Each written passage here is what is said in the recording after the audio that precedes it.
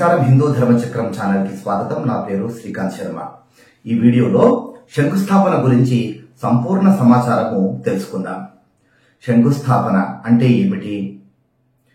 ఇంటి నిర్మాణము ప్రారంభించడానికి చేసేటువంటి మొట్టమొదటి క్రతువును శంకుస్థాపన అని అంటాం. ఇంటి నిర్మాణము చేసే ఈశాన్య భాగంలో పిల్లర్ లెవెల్ తీసిన గోతిలో చెక్కతో లేదా కృష్ణశిలతో చేసినటువంటి శంకును స్థాపించడాన్ని శంకుస్థాపన అని అంటాము. చాలా మంది శంకుస్థాపన అంటే మనము దేవతార్చనలో ఉపయోగించేటువంటి శంఖమును పెట్టడము అని అనుకుంటూ ఉంటారు. అది శంఖము, ఇది శంకువు. ఈ శంకు ఎలా ఉంటుందో పక్కన చిత్రంలో మీరు అసలు శంకుస్థాపన ఎందుకు చేయాలి?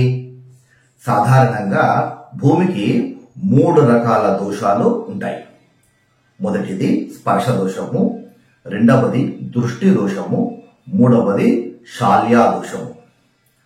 స్పర్శ దోషము అంటే స్పర్శ ద్వారా అనగా తాకడం ద్వారా వచ్చేటువంటి దోషాన్ని స్పర్శ దోషము అంటారు.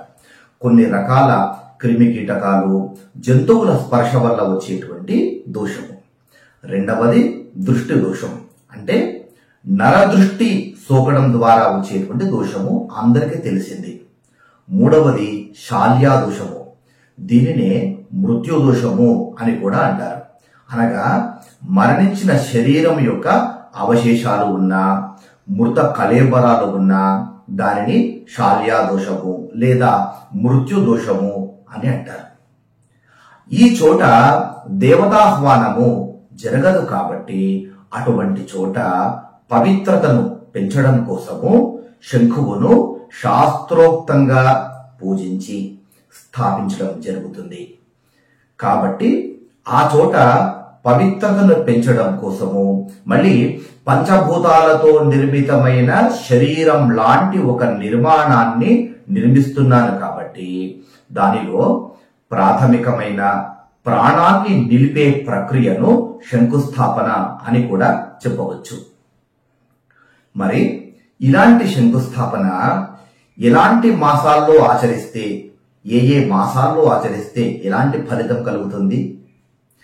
చైత్రమాసం భయప్రదం, వైశాఖం సంపదప్రదం, జ్యేష్ఠం మృత్యుప్రదం, ఆషాఢం ధన నష్టం, శ్రావణం శుభప్రదం, భాద్రపదం రోగప్రదం, ఆశ్వయుజం కలహప్రదం, కార్తీకం ధనయోగం, మార్గశిర మాసము నష్టము, పుష్యమాసము అగ్ని ప్రమాదము, మాఘం అమోఘం, ఫాల్గుణం ధనలాభం అని ఏ మాసాల్లో శంకుస్థాపన ఆచరిస్తే ఎలాంటి ఫలితాలను ఇస్తుందో శాస్త్రం ఈ విధంగా మనకు తెలియజేస్తుంది. అయితే శంకుస్థాపనకి ఎలాంటి తిథివార నక్షత్రాలు పనికిరావో తెలుసుకోవాలి. శుద్ధ పాడ్యమి, చవితి తిథి యొక్క ప్రారంభ కాలము, అదేవిధంగా ఉభయ పక్షాలలో వచ్చేటువంటి షష్ఠి, అష్టమి, నవమి తిథులు, అదేవిధంగా చతుర్దశి తిథి, ఈ తిథుల్లో శంకుస్థాపన పనికిరాదు. ఇక నక్షత్రాలైతే భరణి, కృత్తిక, ఆశ్లేష, మఘ, పుబ్బ, విశాఖ, జ్యేష్ఠ, మూల, పూర్వాషాఢ, పూర్వభాద్ర నక్షత్రాలలో శంకుస్థాపన చేయడం ఎంత మాత్రం కూడా పనికిరాదు అని గుర్తుపెట్టుకోవాలి. అదేవిధంగా దంపతులకు ఘాతవారమైనటువంటి వారం కూడా శంకుస్థాపన చేయడానికి ఆచరించడానికి వీలు కాదు, చేయకూడదు. అదేవిధంగా దగ్ధయోగము, శూన్య మాసాలు, గురు శుక్ర మౌఢ్యములు కలిగినటువంటి మౌఢ్యములలో శంకుస్థాపన ఆచరించకూడదు అని శాస్త్రం చెబుతుంది. మేషము, సింహము, తుల, వృశ్చిక, మకర, కుంభ లగ్నాలు, అదేవిధంగా సంక్రమణ దినములలో కూడా శంకుస్థాపన ఆచరించడానికి మంచిది కాదు. తద్వారా తీవ్రమైన కష్టాలు ఎదురవుతాయని జ్యోతిష శాస్త్రం తెలియజేస్తుంది. ఇక శంకుస్థాపన ముహూర్తం పెట్టుకుంటాం కదా, ఈ ముహూర్త లగ్నానికి ఎలాంటి శుద్ధి ఉండాలంటే ఏ లగ్నం అయితే మనము శంకుస్థాపనకి నిర్ణయం చేసుకున్నామో ఆ లగ్నానికి చతుర్థ శుద్ధి మరియు అష్టమ శుద్ధి ఖచ్చితంగా ఉండి తీరాలి. అంటే లగ్నానికి 4వ స్థానంలో మరియు 8వ స్థానంలో ఎలాంటి గ్రహాలు ఉండకుండా జాగ్రత్త పడాలి. అలాంటి ముహూర్తంలో శుద్ధి కలిగినటువంటిది, అది యోగ్యమైనటువంటి ముహూర్తంగా జ్యోతిష శాస్త్రం చెబుతోంది. శంకుస్థాపన చేసేటువంటి ఆ శంకు ఏ పదార్థంతో ఉపయోగించాలంటే, సాధారణంగా అయితే శంకువును చంద్రకర్రతో ఆచరిస్తూ ఉంటారు. ఇది ఎంతకాలమైనా గాని పుచ్చిపోదు అని చెప్తారు. ఇది దోషం కూడా ఉండదు. అయితే చంద్రకర్ర సాధారణంగా లభించడం కూడా కష్టం. కానీ చంద్రకర్ర కంటే కూడా కృష్ణశిలతో చేసేటువంటి శంకువును ఉపయోగించడము చాలా విశిష్టమైనటువంటిది. ఇది 9 అంగుళాలు ఉండేట్టుగా చూసుకోవాలి. ఈ శంకువు భూమిలో ఎంత కాలమైతే ఉంటుందో ఆ ఇంటి యజమానికి అంతకాలము శ్రేయస్సు లభిస్తుంది అని శాస్త్రము తెలియజేస్తుంది. శంకుస్థాపన చేసేటువంటి రోజున ఎలాంటి పూజలు ఆచరించాలి, ఇది అందరూ తెలుసుకోవాల్సిన విషయం. శంకుస్థాపన మనం ఎప్పుడైతే ఆచరించాలి అనుకున్నామో ముహూర్తానికంటే ముందుగానే ఆ స్థలాన్ని పూర్తిగా శుభ్రం చేసుకొని ఉంచుకోవాలి. ఎలాంటి మలిన వస్తువులు, మురికి, చెత్త చెదారము లేకుండా ఆ ప్లాట్ ని అంతా కూడా శుభ్రం చేసుకొని చదును చేసుకొని ఉంచుకోవాలి.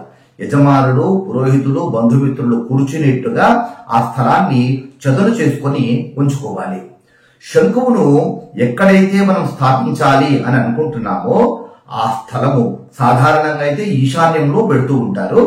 ఈశాన్యంలో పిల్లర్ లెవెల్ గా గోతిని తీసి అక్కడ శుభ్రం చేసుకొని ఉంచుకోవాలి.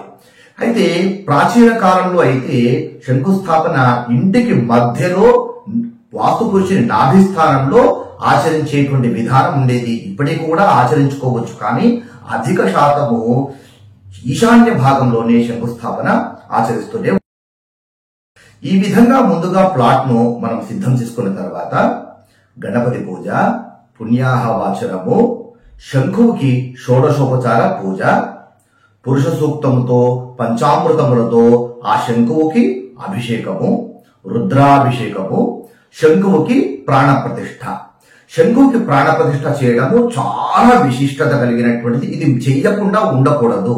శంకువులో ఎంతమైతే ప్రాణశక్తి ఉంటుందో అంతకాలము యజమానికి శ్రేయస్సును కలిగిస్తుంది. ప్రాణప్రతిష్ఠ చేయకుండా పూజ చేసి ముగిస్తే అది వ్యర్థం అవుతుంది.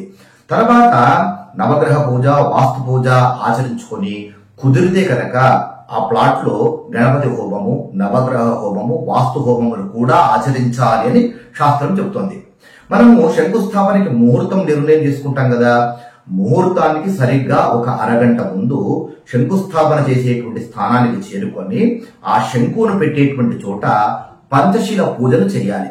అంటే 5 శిలలను శుభ్రంగా కడిగి అలంకరణ చేసి తూర్పు, పడమర, ఉత్తర, దక్షిణ వైపు 4 వైపులా 4 శిలలను ఉంచి శంకువును పెట్టేటువంటి చోట మధ్యలో ఒక శిలను ఉంచి ఆ మధ్య శిలకు ఎదురుగా చిన్నగా ఒక గోతిని శంకువు పట్టేంతగా చేసుకొని ఆ గోతిలో, చిన్న గోతిలో గోమూత్రంతో ప్రక్షాళన చేసి పుణ్యాహవాచన జలమును సంప్రోక్షణ చేసి అందులో నవధాన్యములు, పాదరసము, ఒరిజినల్ నవరత్నాలు, ఒరిజినల్ పంచలోహాలు అందులో పెట్టాలి.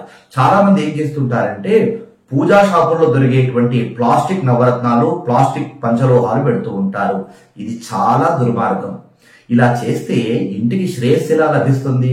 కొన్ని లక్షలు, కోట్లు ఖర్చు పెట్టుకొని కట్టుకునేటువంటి ఇంటికి ఒక 5-10 వేలు కూడా మనము వెనకాడి, ఖర్చు పెట్టకుండా వెనకాడి ఇలాంటి ఫేక్ వస్తువులను పెట్టి సహజమైనటువంటి నవరత్నాలు, పంచలోహాలకు బదులుగా పనికిమాలినటువంటి నవరత్నాలు, పనికిమాలిన పంచలోహాలు పెడితే ఎంతవరకు మనకు శ్రేయస్సునిస్తుంది ఆలోచించండి. కనుక ఖర్చుకు వెనకాడకుండా శ్రేష్టమైన నవరత్నాలు, ఒరిజినల్ నవరత్నాలు, ఒరిజినల్ పంచలోహాలు అందులో పెట్టి దానిపైన శంకువును పెట్టాలి. అలా పంచశిలాపూర్వకంగా శంకువును పెట్టిన తర్వాత దానికి షోడశోపచార పూజ చేసుకోవాలి. అయితే శంకువును మనం ఎక్కడైతే పెడుతున్నామో దానిపై నుంచి పిల్లర్ వచ్చేట్టుగా మనము జాగ్రత్త పడాలి. శంకువును ఎక్కడో పెట్టి పిల్లర్ ఎక్కడో పెట్టేట్టుగా చూసుకోకూడదు. ఇలా పూజ ముగించుకున్న తర్వాత కుదిరితే గణపతి హోమము, నవగ్రహ హోమము, వాస్తు హోమం లాంటివి ఆచరించుకోవాలని కూడా శాస్త్రం చెబుతోంది. ఇవి మన శ్రద్ధా భక్తులను బట్టి ఆధారపడి ఉంటుంది.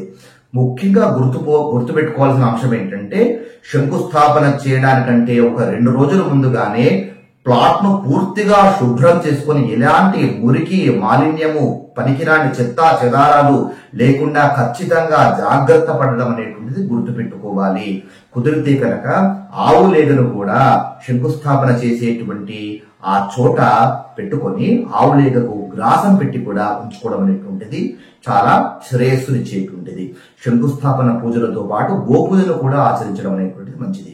ఈ విధంగా శంకుస్థాపన అనేటువంటిది ఆచరించాలి. ఆ తర్వాత బ్రాహ్మణ దంపతుల ఆరాధన, బ్రాహ్మణ పూజ, అన్నదానము, వేద విద్యార్థులకు అన్నదానము, బీదలకు అన్నదానం లాంటివి ఆచరిస్తే ఆ ఇంటి యజమానులకు దేవతానుగ్రహము సంపూర్ణంగా లభిస్తుంది. ఇదండి శంకుస్థాపనకు సంబంధించినటువంటి సంపూర్ణమైన శాస్త్రోక్తమైనటువంటి సమాచారం. మీకు నా అవసరం ఉంటే లేదా ఈ వీడియో పైన ఎలాంటి సందేహాలు ఉన్నా నాకు కాల్ చేయండి. నా పేరు శ్రీకాంత్ శర్మ, హిందూ ధర్మ చక్రం ఫౌండర్ని. మరో మంచి వీడియోతో మళ్ళీ కలుసుకుందాం. ఈ వీడియో మీకు నచ్చితే తప్పకుండా లైక్ చేయండి. మీరు లైక్ చేస్తే ఎక్కువ మందికి ఈ వీడియో రీచ్ అవుతుంది.